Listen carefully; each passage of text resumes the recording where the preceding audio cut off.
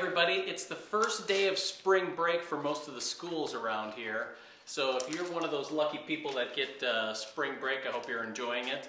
The weather's finally turned here a little bit and we've escaped our bomb-like cyclone and it's a pretty sunny day out. So for the first thing to talk about on today's Friday Live, what I wanted to share was my latest progress on my cabinet, which I've been saying has been acclimating for the last couple of months, but also has been neglected a little bit. So what I finished up today was put in some backboards on here. They're made out of some reclaimed basswood that came from an old farmhouse here in Iowa. So got it from a former co-worker of mine and planed it down and scraped off all the nasty paint on it. And then, so I shiplapped them, cutting alternating rabbets on the edges, and then just installed it with screws because the cabinet's going to hang from screws through the back.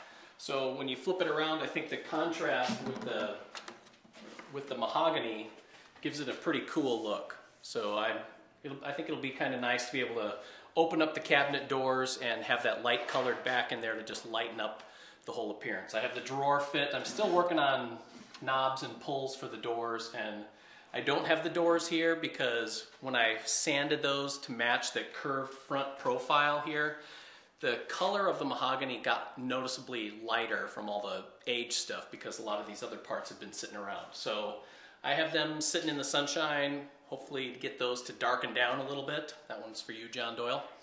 And then I can hang those and put some finish on those and then hang them and call this one good. But it looks like this one's going to be lingering for just a little bit longer. So today's thought question that I'm going to ask everybody as we go around is, what are some workshop routines that you have, either here at the office or in your home shop, that you always try and do? Whether you follow through on it or not, that's the question on it. For me, I have a tendency to be a little bit of a scrap piece archiver.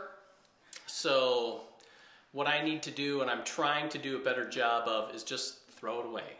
Put it in the burn barrel, bring it here to somebody who burns wood or has a outdoor fireplace or whatever, but not hold on to those pieces and only build the stuff that I really want to and not think of every little piece has the potential to be something. So we'll go around, see what else everybody else has got going on. Logan, how about you? Any? Yeah. You want to swap cameras? Sure, let's swap cameras. Oh. All right. I'm staying here? Sure. Hey everybody, welcome to the Woodsmith AV Club, as John dubbed it last week. So hopefully the stream for both YouTube and Facebook are working. It looked like they were. I did test beforehand. Those of you that suggested doing that are geniuses. So first of all, I do not have a table in here anymore. The table I've been working on the last couple weeks.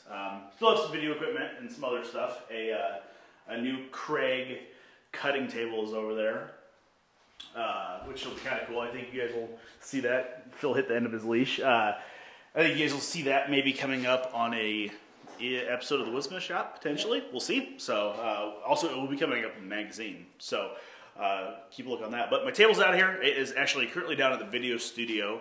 I will be delivering that this afternoon. I've shot a little bit open and closed for that. So those of you guys that follow us on YouTube, I will have a video coming out on building that guy. So, and if you don't follow us on YouTube, you should. So my next project is one that took me about 40 minutes, which is fantastic. The zoom's right there. You know, where? Right up here.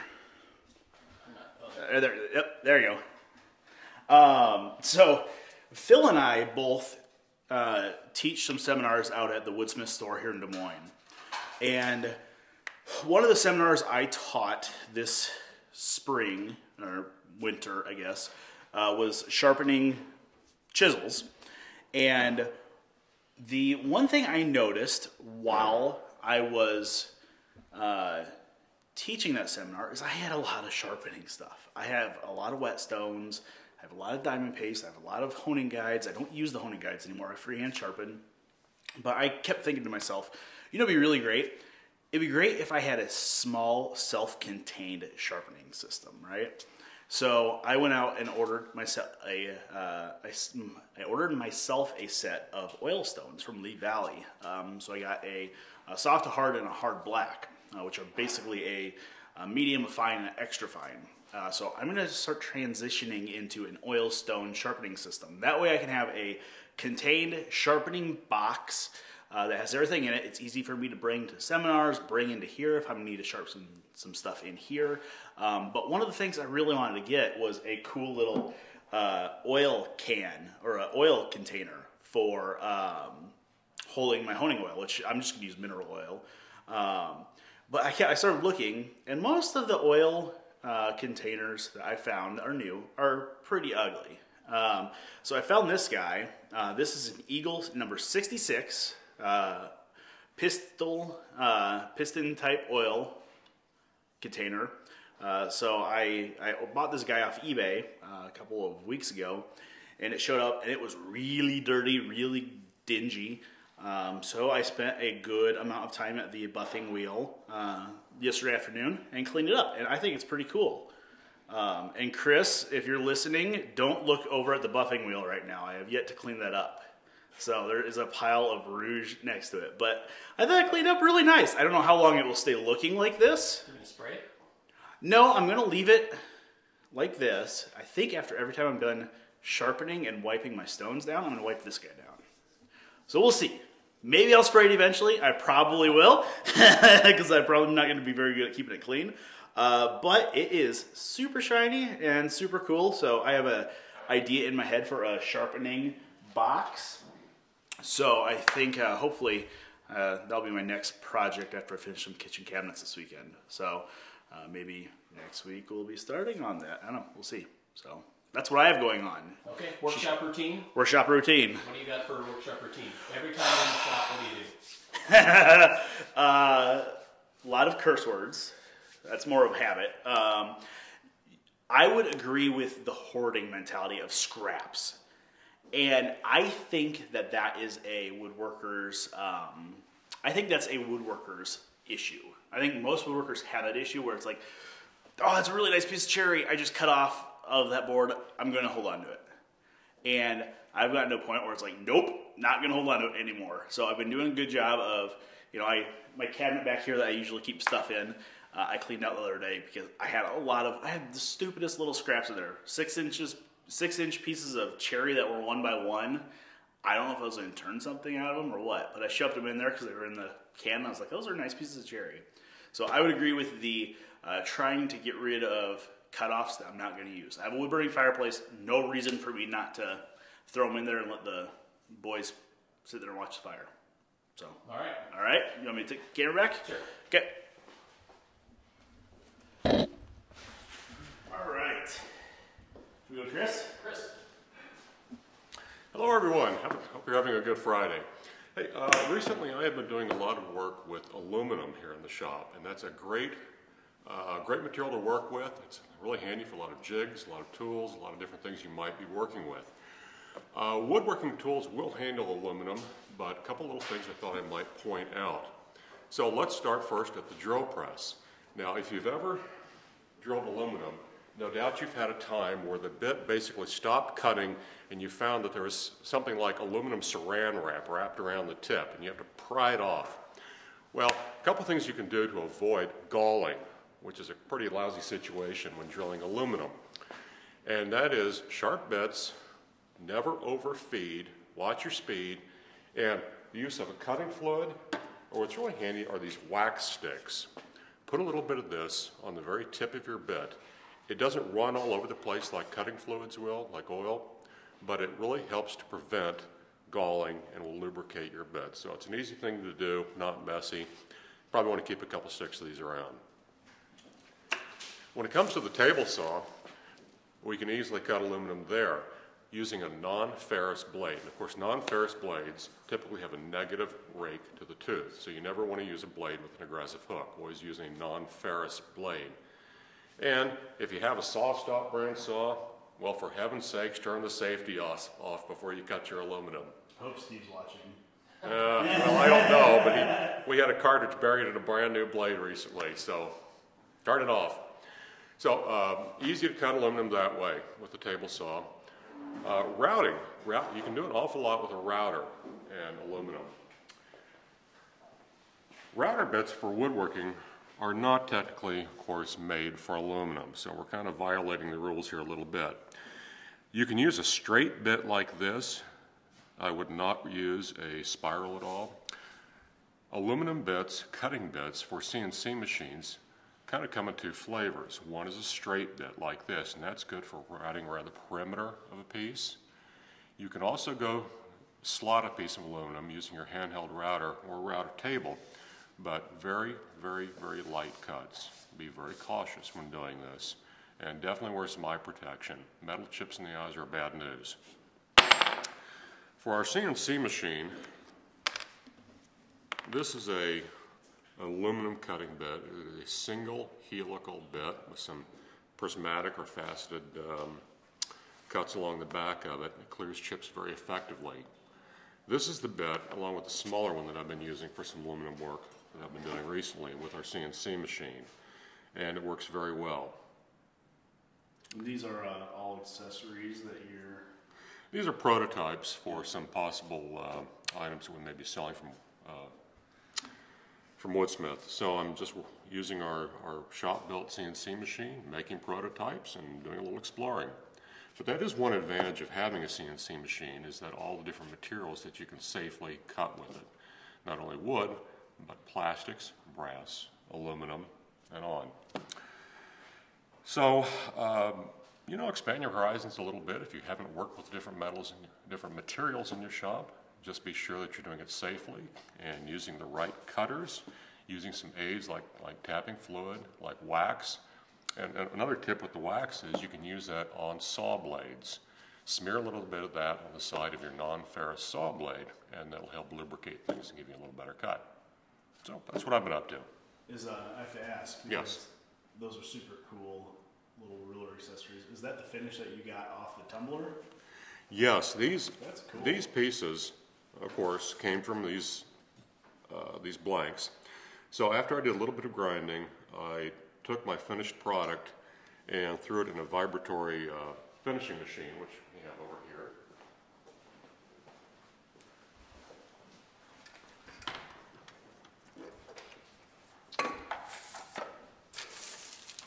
And different media can be put in these things. This is a sort of medium ceramic. I don't even know what to call that shape. Someone with a... Looks like some Dungeons and Dragons. I think it might be listed as a tetrahedron, something like that. Anyway, there are different shapes. Here's a coarser type of ceramic media, but all sorts of different medias can be used in these machines. And you use a little water and a little dish soap to help lubricate it, and it really does a nice job. I'll go and turn it on briefly here.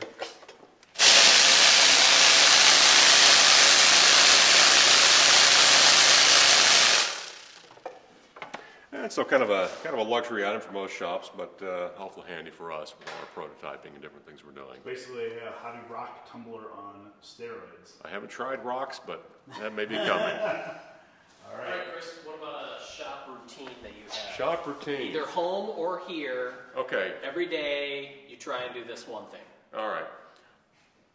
At home or here, I get rushed, and as I rush, I throw things on the bench. Not, you know, and before long it gets piled up. And anyway, I make myself, every time I go in my shop, to put a few things away. Old coffee cups, screwdrivers, whatever, and sweep up a little bit. Nothing is more dismal and depressing than going into a shop that needs 2 hours of cleaning. So I try and do a little bit every time I can. And that's my good habit, at least. All right. All right. Check out a cradle. Hello, everybody. Dylan back here with Facebook Live. We're a little short-handed this week. My European ally to the north is on vacation, so we definitely want to give a shout out to Mark Hopkins' mother-in-law. We know she's a loyal fan. So, but anyway, the cradle is the project I've been working on. There really hasn't been a whole lot of physical transformation here from last week.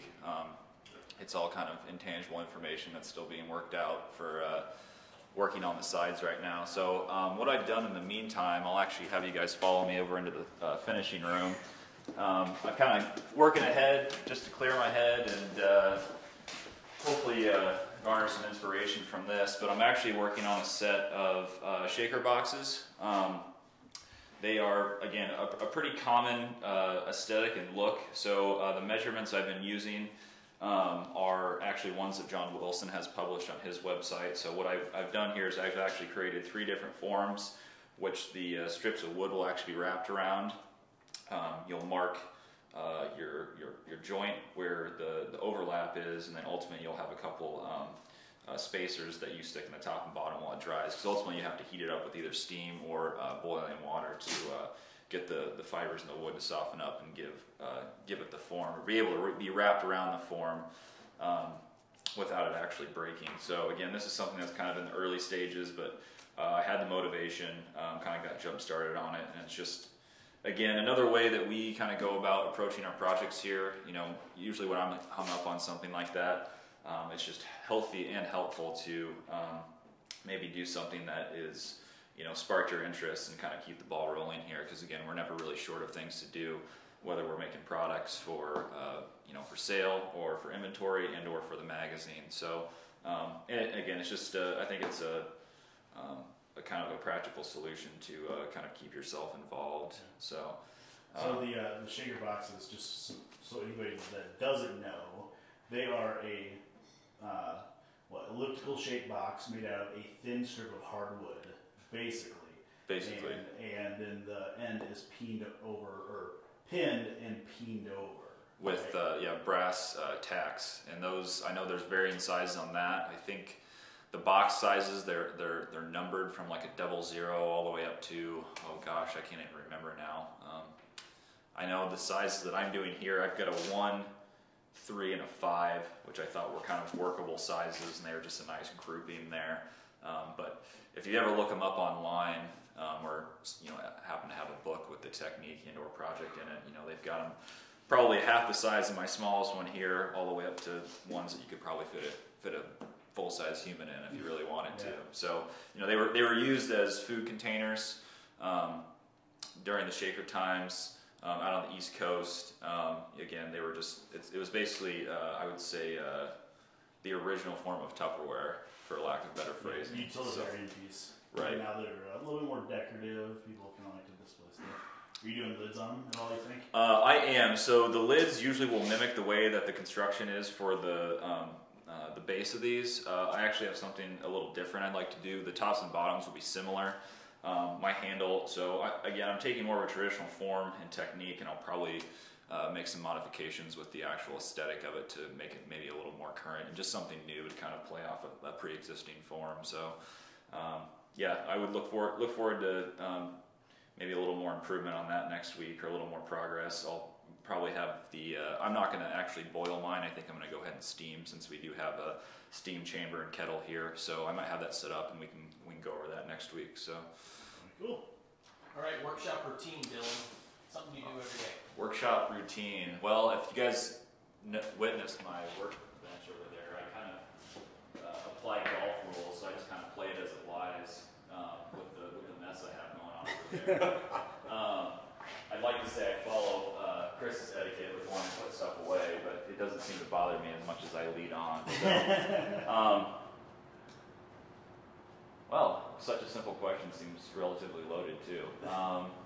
Anything to start the day, or? I would say there's a couple things that I have to have when getting started. I typically have to have a sharp pencil with me, and my 6-inch combination square is probably my favorite tool, and I kind of feel naked without it. So typically I have to locate that in a sharp pencil. I do have a tape measure right now out that I sometimes carry on me, but inevitably gets lost in the shop. But I like the one that I have because it has an actual pencil sharpener on it, which is huge. My pet peeve is our dull pencils, so I always have to have something sharp. So I keep that near me. So my tape measure, 6-inch combination square, and then number 2 pencil. So, yeah. All right, I think that wraps it up, everybody. We had a small crowd today. It's nice weather, people taking some vacation, using up their days before they disappear. Join us again next week for our Facebook Live. We're going to be here every week, as much as we can, at 1:30 every Friday afternoon. If you have any questions or comments or want to know more about what's going on behind the scenes, send us a comment on either YouTube or Facebook. And then also just a reminder, next month, April 18th, is a Woodsmith Live seminar. It's a Q&A, ask us anything for the cast of the Woodsmith shop. Logan, Chris, and I will be there and be down at the TV studio and be able to show you what goes on and what goes inside making every episode of the show. Thanks for watching, everybody. Hi, John! Have fun!